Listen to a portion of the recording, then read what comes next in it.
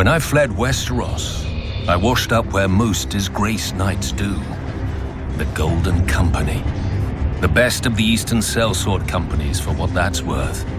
20,000 battle-hardened men, horses, and even elephants, ready to kill their employers' enemies, no matter the cause, no matter the result. The Golden Company began as revenge. On his deathbed, a Targaryen king legitimized all his bastards, either to buy his way into the Seven Heavens or spite the family left behind.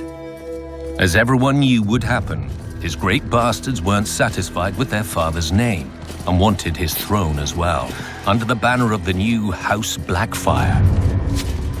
Their true-born brothers disagreed. When the Blackfyres lost the Civil War, they fled to Essos to gather a new army in return for what was theirs. But wars cost money, and Aegor Rivers, the leader of the Blackfyre forces who now called himself Bittersteel, decided he could sell his army's services to other lords while waiting to return to Westeros.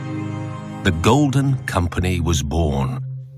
For their words, they chose, "Beneath the gold, the bitter steel," to remind themselves that they weren't just hired killers, but knights of Westeros who'd one day retake their home. They never tried, because they were too successful as sellswords.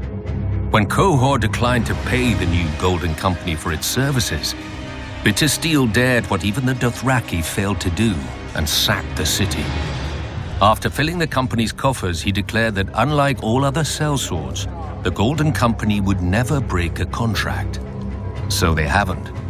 But they also don't take contracts unless the odds are heavily in their favor. Cowardly, perhaps, but far from foolish. Quite a few wars have ended with one side learning the Golden Company agreed to fight on the other. Though it's not just their reputation that scares off would-be enemies.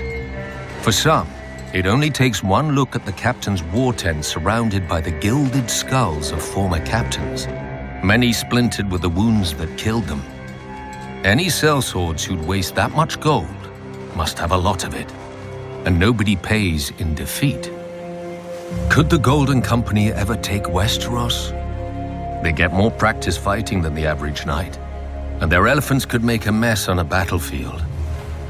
But men who fight for gold will never fight as hard as men who fight for home. I should know. I've done one. Now I do the other.